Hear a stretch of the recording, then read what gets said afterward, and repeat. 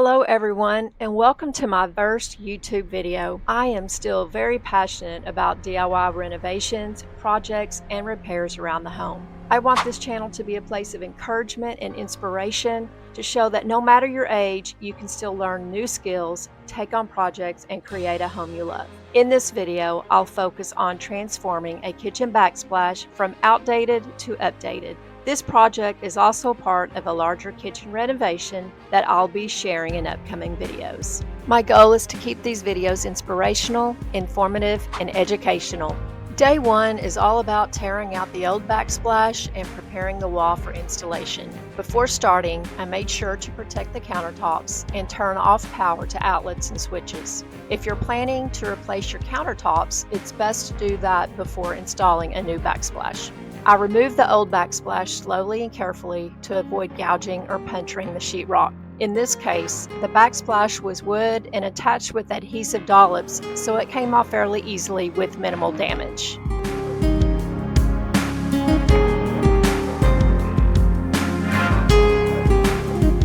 After the tile was removed, I peeled off anything loose and scraped away anything that was raised on the sheetrock. This will prepare the wall for the next step.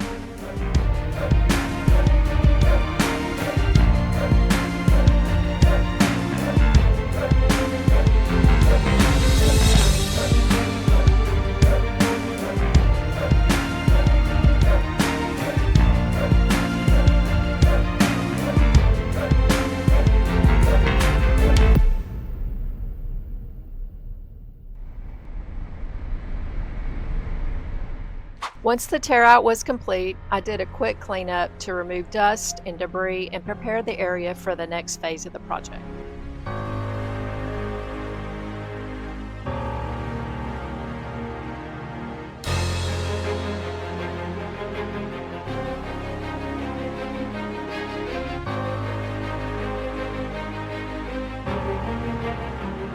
Next, I laid down a protective row of tape along the back edge of the countertop where it meets the drywall. This will help protect the countertop during installation and also easier cleanup for the next step.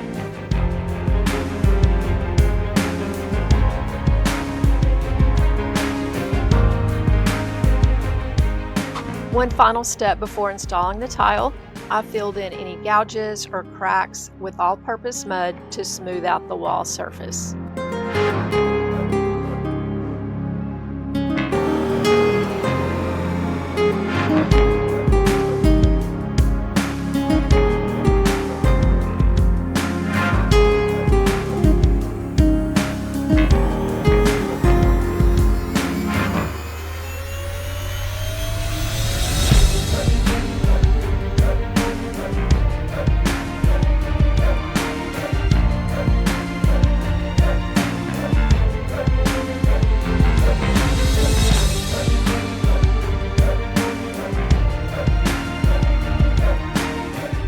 Once the mud dried, I lightly sanded the surface so everything was flat, even, and ready for good adhesion.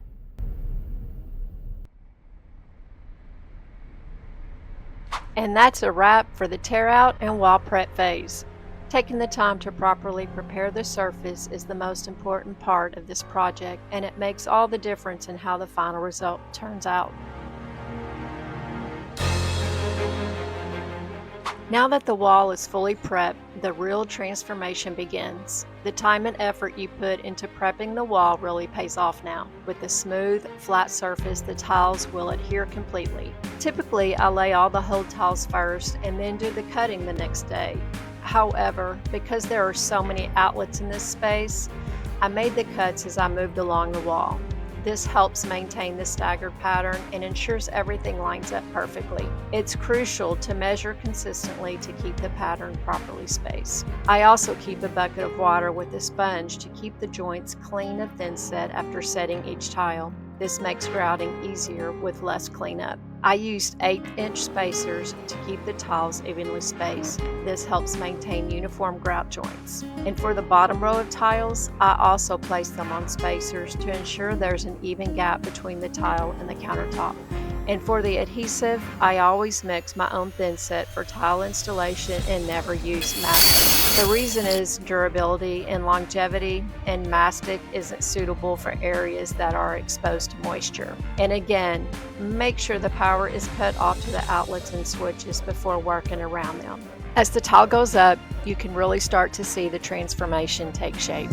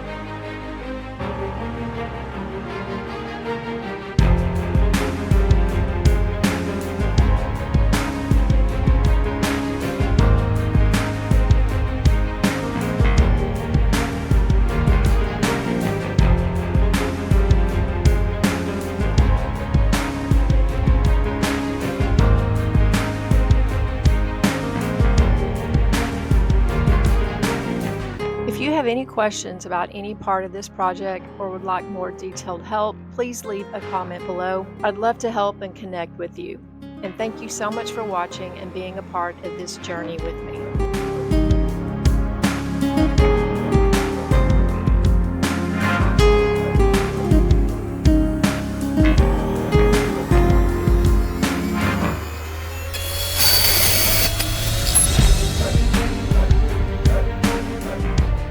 When installing behind a freestanding stove, I recommend extending the tile one extra row downward so the drywall is never visible once the stove is in place.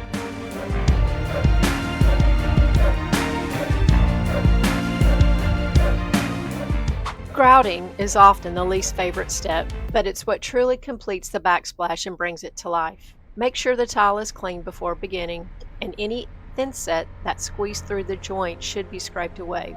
You don't want any thinset showing through your grout. Using firm pressure and holding the float at a 45-degree angle, fill the joints. Be sure to apply the grout evenly and with consistent pressure. Keep the gap between the bottom row of tile and the countertop free of grout. As you fill the joints, use the float to remove excess grout from the surface of the tiles, being careful not to pull grout out of the joints. When grouting is complete, I always save a little just in case I need it later. After the grout has set, usually around 30 minutes, you'll notice a slight haze on the tile surface. This is completely normal and part of the process. Fill a clean bucket with water and have a grout sponge and rubber gloves ready. It's important to squeeze as much water out of the sponge as possible before you begin. Start wiping down the tiles with the sponge, removing gently and smoothly over the grout joints. If you notice that too much grout is being removed from the joints, give the grout a bit more time to set before continuing.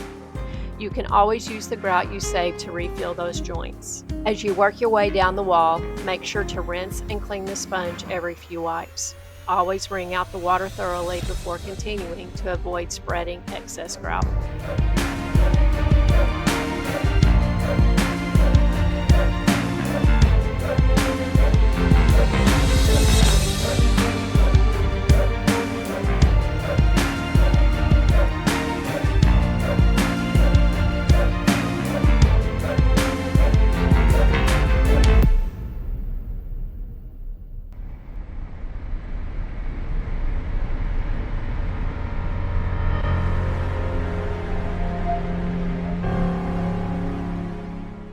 Here, I've swapped out a few receptacles with longer mounting straps to ensure they fit firmly against the tile.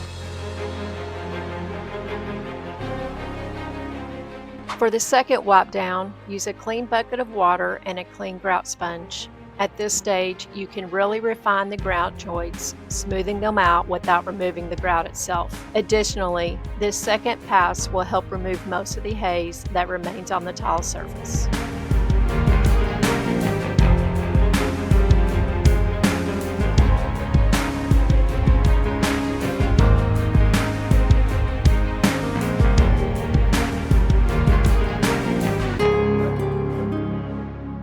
Now that the grout is basically dry, I'm taking a dry microfiber cloth and gently buffing the tile to remove any remaining haze. This step really brings out the shine of the tile and gives the backsplash a clean, crisp look.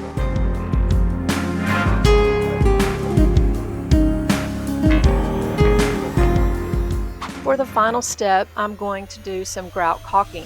Before I begin, I'll lay down some painter's tape along the areas that will be caulked. This helps keep the lines clean and neat and makes cleanup much easier. The gap I am caulking is the outside edges of the pencil trim and between the bottom row of the tile and the top of the countertop. Using grout caulk that matches the color of the grout, apply a smooth, even bead along the gap. Once the caulk is applied and smoothed out, remove the tape immediately to ensure a clean, straight caulk line. By using grout caulk, it ensures a durable, flexible seal that prevents any cracking over time due to movement in the home. And that is it, everyone. This update completely changed the look and feel of the kitchen and made the space brighter, more modern, and timeless.